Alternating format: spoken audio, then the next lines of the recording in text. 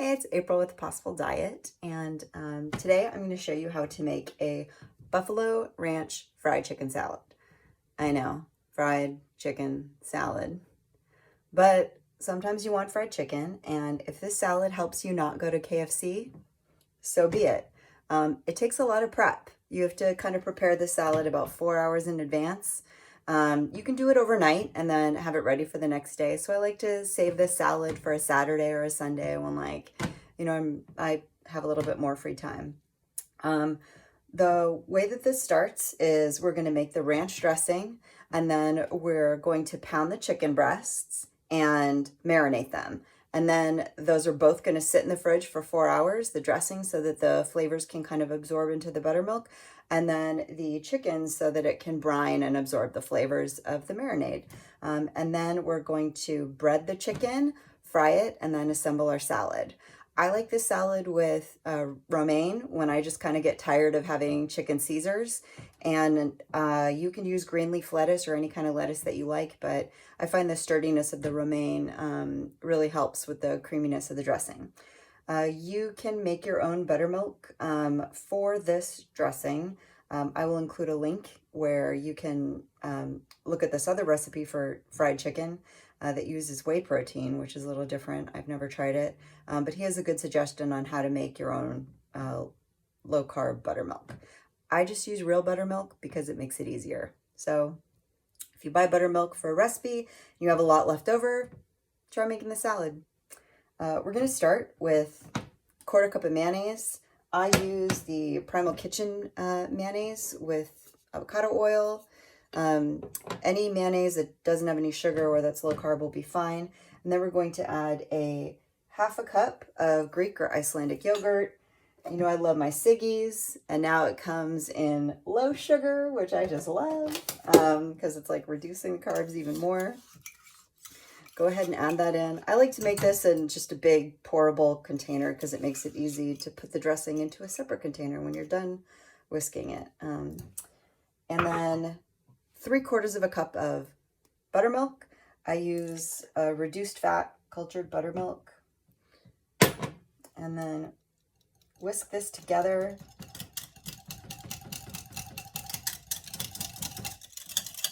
You can add less buttermilk if you want your dressing to be thicker or chunkier. I don't mind my dressing being like a little bit runny because then I feel like it gets all over everything. To this, you want to add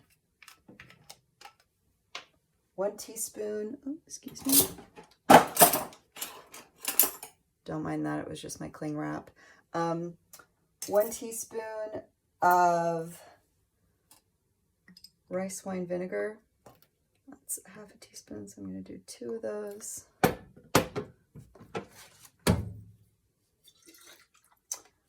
1 teaspoon. This is for some added tang, but also some sweetness. 1 teaspoon of apple cider vinegar.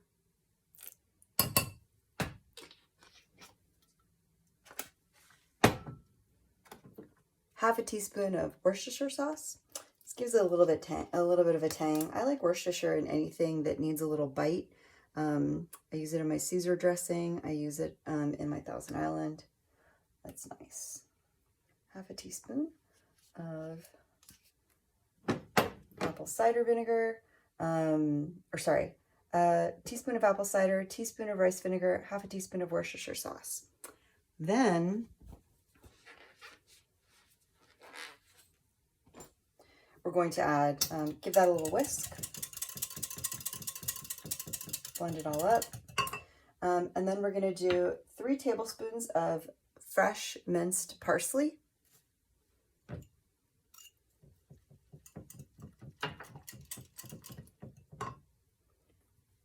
half a teaspoon of dried dill. If you use fresh dill, just use twice as much. Fresh dill is expensive, so I just use dried. Fresh parsley makes a difference though. And again, if you use dried, just use half as much, like 1.5 tablespoons. And then 1/2 teaspoon of garlic salt, This is actually my homemade garlic salt. It's just like heavy on the garlic.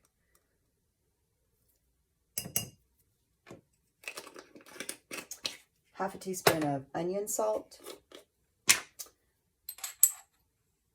I actually use the Supreme Shallot salt from Savory Spice Shop. It's like onion salt on steroids. It's pretty good. And then I like to add Green Harvest seasoning. This is totally optional if you just happen to have it around in the house. You can tell I use this a lot. There's like almost none left. I use this a lot in just about everything, and it just sort of, I don't know, it's like parsley on steroids. It just kicks everything up a little bit. Okay, those are all my seasonings. And then if you don't have garlic salt or onion salt, feel free to use garlic powder and onion powder, and then just add salt to the dressing because it won't have any salt in it. And then I like to add a fourth to a half teaspoon of fresh ground pepper. You know, I say start with a fourth, see if that's too peppery for you, and then add a little bit more if you can stand it. I like a lot of pepper in my dressing. I like that bite, but that's not what some people are looking for, so customize it to your taste. Give it a taste. Yeah, that's pretty good. I don't know why I'm surprised when a recipe that I've made before like turns out good the second time. I think it's years of making chocolate chip cookies and having them come out slightly different every time. That's like jaded me to think that even when I follow a recipe, the results won't be the same. So pour this into a container. Make sure you get all the dressing out because we're going to use this same container to whisk the brine, just to save dishes for the chicken. So you want to get most of it out. If a couple of leaves of parsley or onion salt are in there, it's not going to ruin your chicken, I promise.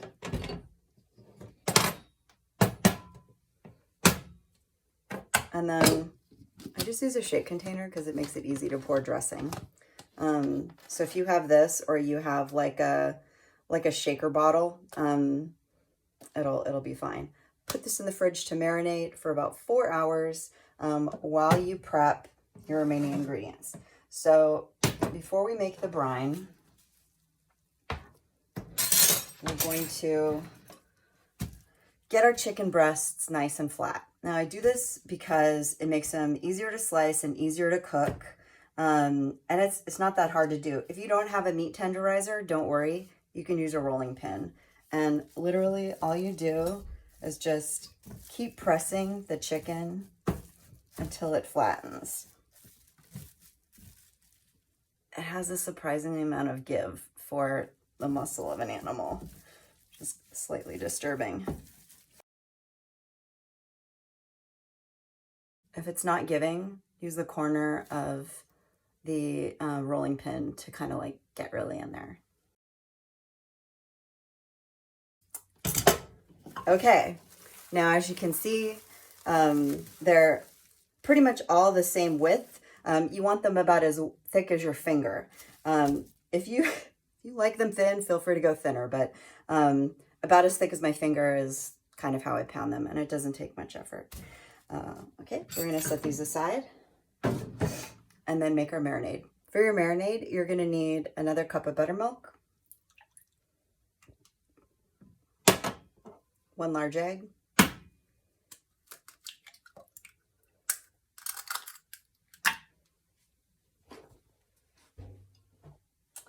and I discovered this classic buffalo seasoning from Noble Made. It's Whole30 compliant. And it's kind of nice because it's not liquidy, but it's got a very strong buffalo flavor. So I just add a tablespoon to the marinade, and then I'll add a tablespoon to the breading later. If you want, you can just use Lawry's seasoned salt, but I like this. It just has a nice, it just has a nice contrast. There we go.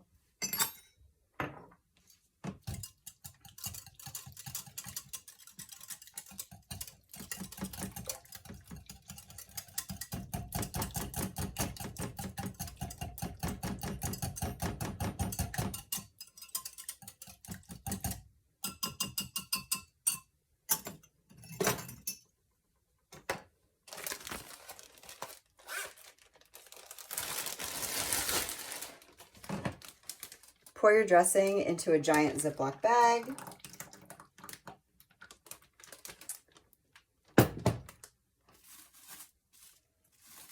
Not your dressing, but your marinade. And then add your chicken breasts. This tutorial is just not going the way that I thought it would. I'm sorry. Flip them over a couple of times and make sure they get really coated all up in that stuff. And then put this in the fridge.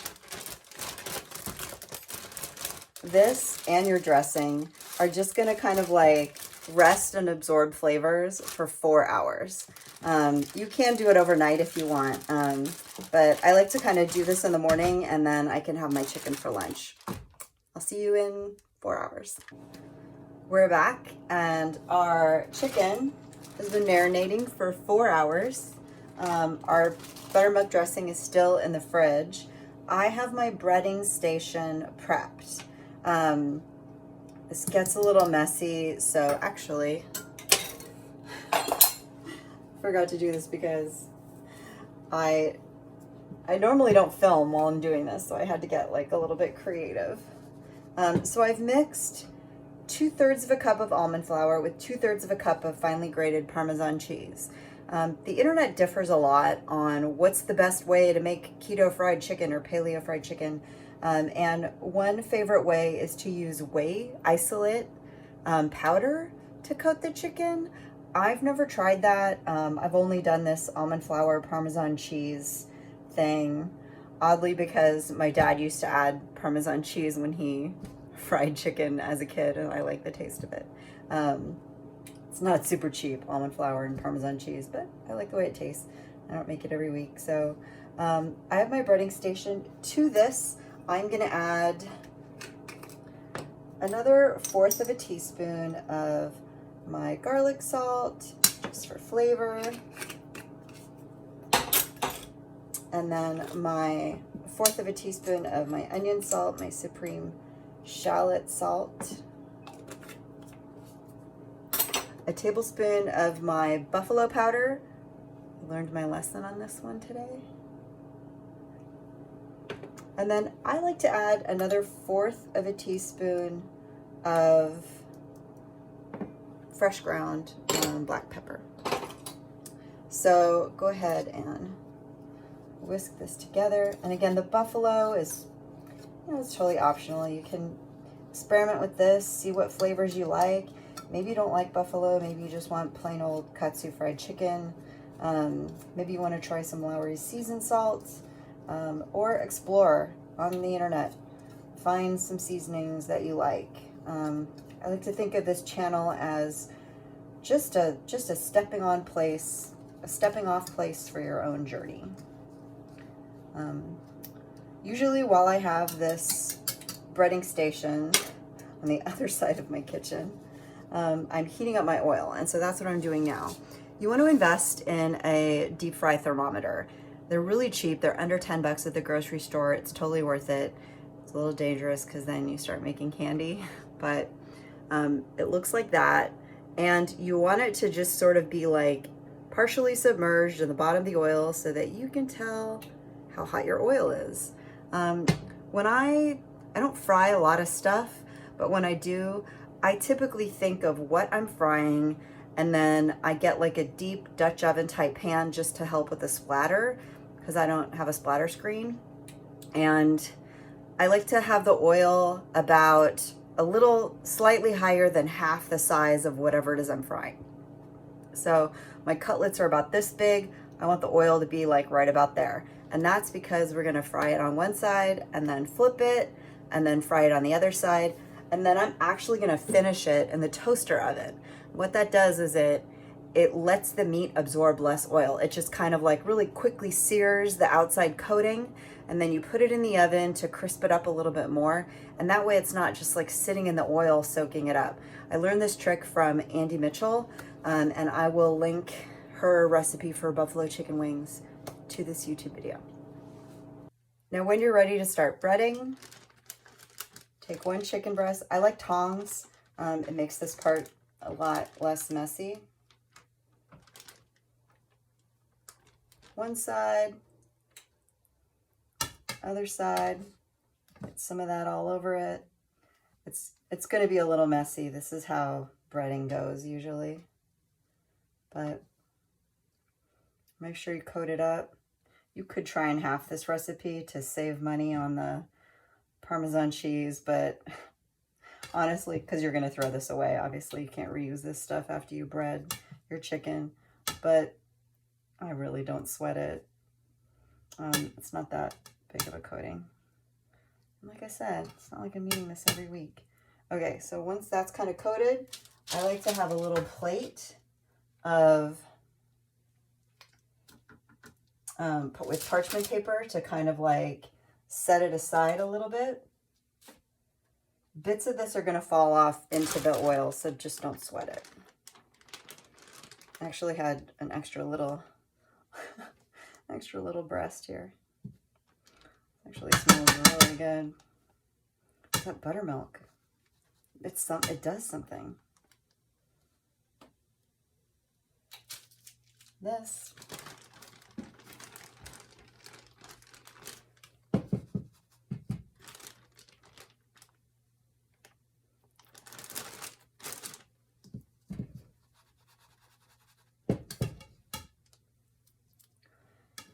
You can tell that I do not bread a lot of goods. It's always a little bit like riding a bike when I do this. Like, oh yeah, I remember.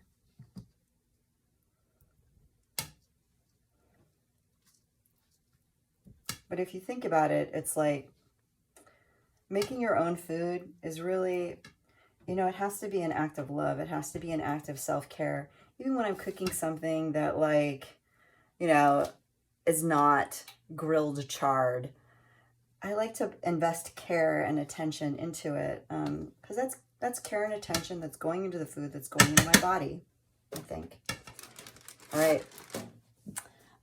Our oil is not quite there yet, so I'm going to crank up the heat a little bit. This is easier if you have a deep fryer.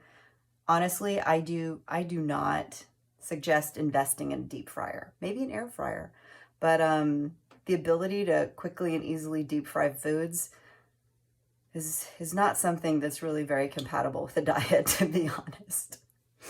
So you're watching your thermometer and you're just waiting for this to get up to 350.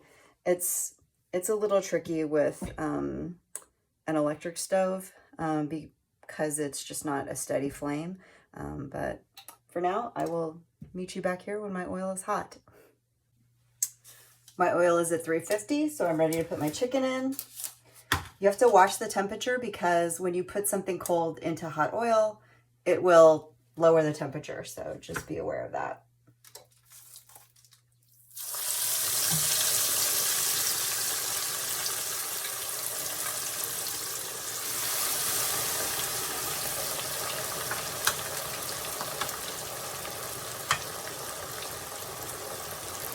We're going to fry this for about 3 minutes per side.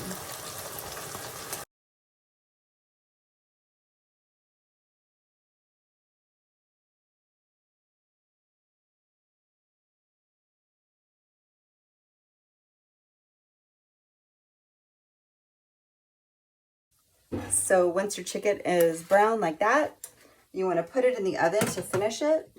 This is, to save your chicken from kind of like just soaking in the oil.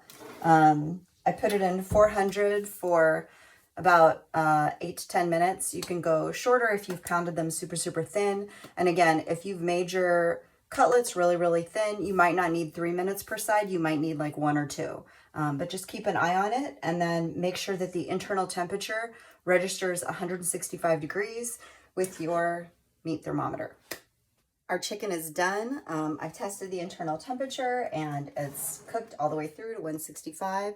Has that nice golden brown coating. Like I said, all stoves and ovens are different, so you might have to fry it a little bit less, bake it a little bit longer, depending on how thick you get your chicken. But you'll learn and you'll get the hang of it and you'll understand like how long you need to fry and cook it for. Go ahead and get some nice romaine lettuce. I find that the sturdiness of a good romaine stands up really well to this chicken. I use romaine a lot in chopped salads. And then a little bit of dressing. This buttermilk ranch is really good. I just tasted it. Give it a little bit of a toss. Add your chopped chicken on top. And there you have it. A delicious, satisfying salad that's less carbs than going to KFC or getting a chopped salad with buttermilk ranch at a restaurant. Enjoy.